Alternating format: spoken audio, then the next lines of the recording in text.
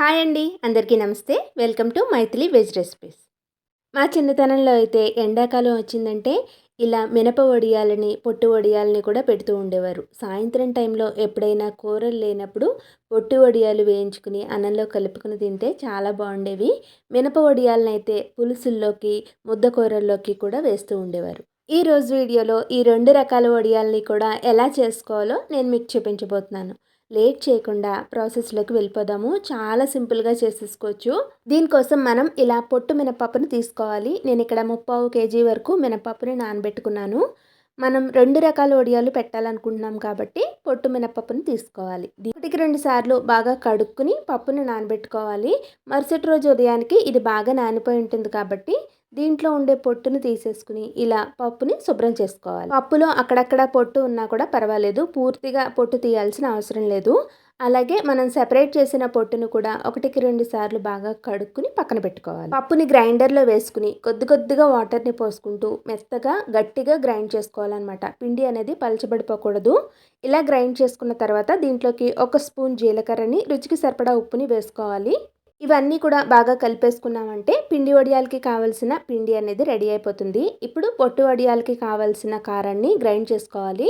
ఒక mixie jar తీసుకుని దాంట్లోకి మనం తీసుకున్న పొట్టుకి సరిపడా పచ్చిమిర్చిని వేసుకోవాలి. అలాగే రుచికి సరిపడా ఉప్పుని, కొద్దిగా జీలకర్రని వేసుకుని వీటన్నింటినీ కూడా గ్రైండ్ చేసుకోవాలి.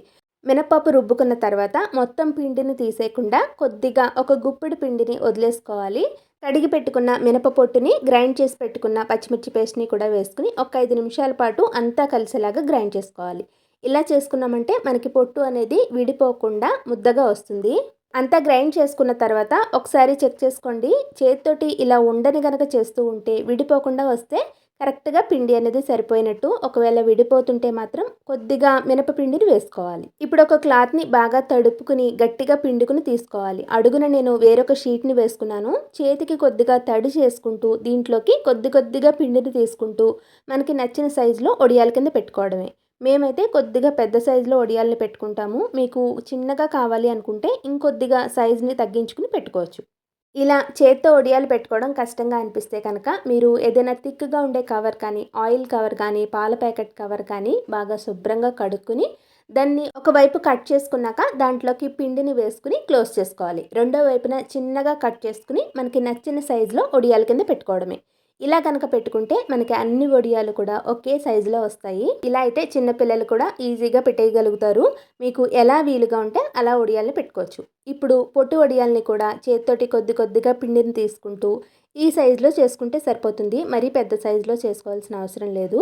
వీటిని కూడా తడి క్లాత్ మీదే ఇలా వడియాల కింద పెట్టేసుకోవాలి. పిండి మొత్తం ఇలా వడియాల కింద పెట్టేసుకున్నాను. ఎండ బాగా ఉంటే కనుక సాయంత్రానికల్లా మనకి పొట్టు వడియాలు ఒకవైపు అంతా ఆరిపోయి ఉంటాయి. ఇదైతే తర్వాత రోజు ఉదయాన్నే తీసిన వీడియో. ఇవి పెట్టిన రోజు సాయంత్రానికే ఒకవైపు బాగా ఆరిపోయాయి. రెండో వైపుకి తిప్పుకుని ఇలా రెండో రోజు కూడా ఎండలో పెట్టుకోవాలన్నమాట. ఇది రెండవ రోజు సాయంత్రం తీసిన వీడియో. మనకి పిండి వడియాలు కూడా బాగా ఎండిపోయాయి. ఇలా నేను చూపిస్తున్నట్టుగా క్లాత్ని ఒకవైపు పట్టుకుని వడియాల్ని ఇలా లాగితే కనుక మనకి ఈజీగా వచ్చేస్తాయి. చిన్నగా పెట్టుకున్న వడియాలు అయితే మనకి ఇంత కష్టపడాల్సిన అవసరం లేదు. అవి ఈజీగానే వచ్చేస్తాయి. నేను కొంచెం పెద్దగా పెట్టాను కాబట్టి గట్టిగా ప్రెస్ చేసుకుని తీసుకోవాలన్నమాట. ఒకవేళ వడియాలు ఆరకుండా తీస్తే అలా విరిగిపోయినట్టుగా వచ్చేస్తాయి. ఇవన్నీ కూడా నెక్స్ట్ డేకి నేను ఒక కవర్ మీద పెట్టుకుని ఎండలో పెట్టుకున్నాను. పొట్టు వడియాల్ని ఇలా ప్లేట్లో పెట్టుకుని ఎండలో పెట్టుకున్నాను. ఇలా వడియాల్ని మనం ఒక 2-3 రోజుల పాటు ఎండలో పెట్టుకుని ఎయిర్ టైట్ కంటైనర్లో పెట్టుకున్నామంటే సంవత్సరం పాటు అస్సలు పాడవవు. మధ్యలో 1-2 సార్లు ఎండలో పెట్టుకోవాలి, లేదంటే మనకి ఇవి పురుగు పట్టేస్తాయి. వడియాలు రెడీ అయిపోయాయి కదా. ఇప్పుడు వీటిని వేయించి చూపిస్తాను. ఆయిల్ కొద్దిగా వేడెక్కిన తర్వాత మీడియం ఫ్లేమ్ మీదే ఇలా కలుపుకుంటూ ఎర్రగా వేయించుకోవాలి.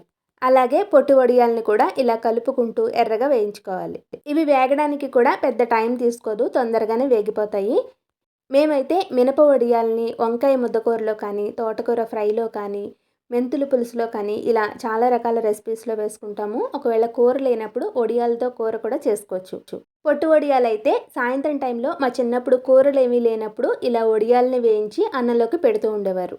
చాలా ఈజీగా చేసుకునే ఈ 2 రకాల వడియాల్ని మీరు తప్పకుండా మీ ఇంట్లో ట్రై చేసి చూడండి. మీరు ట్రై చేశాక మీ ఫీడ్బ్యాక్ని నాకు తెలియచేయడం మర్చిపోకండి.